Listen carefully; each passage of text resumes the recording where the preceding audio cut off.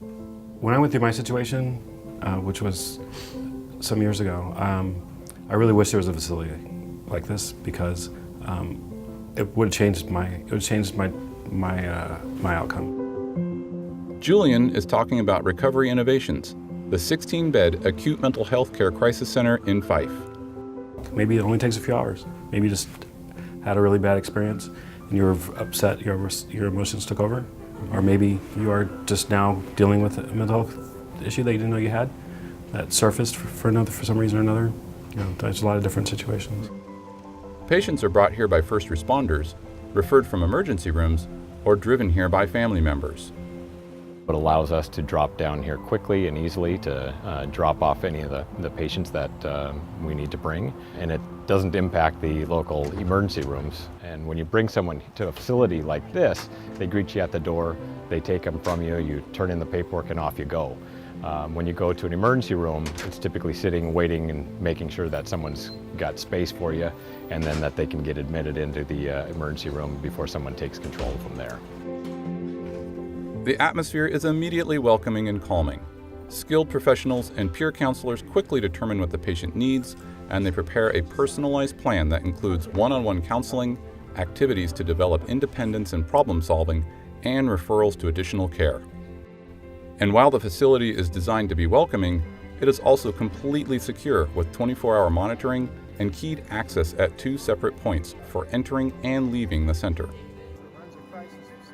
Across the street, Northwest Custom Apparel is the center's nearest neighbor. If they didn't have a sign on the building, we wouldn't even know who they were. I mean, it's just once in a while you see the cars coming in and something like that, but it's a very quiet operation. We always have leftover jackets and going out of style, samples and stuff like that. We'll just get a rack and roll them over there, and Jody will give them right to people that need them. There are only 16 patients at any one time, and 1 staff person for every 2 patients.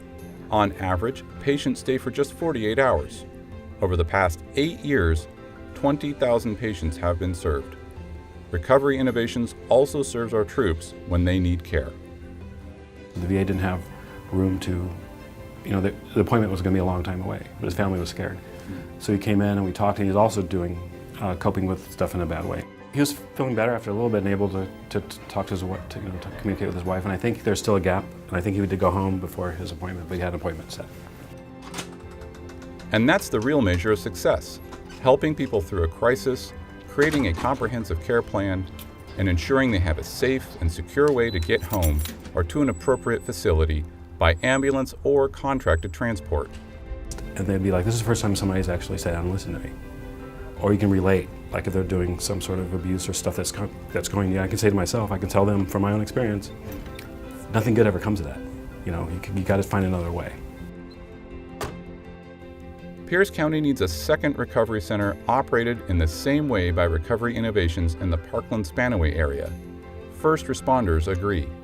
Central Pierce Fire Chief Daniel Olson writes, "As more and more crisis cases are occurring in the Parkland-Spanaway area, our paramedics and EMTs are in need of a facility near this location. Currently, the only such facility, Recovery Response Center, is in Fife and far from our response area."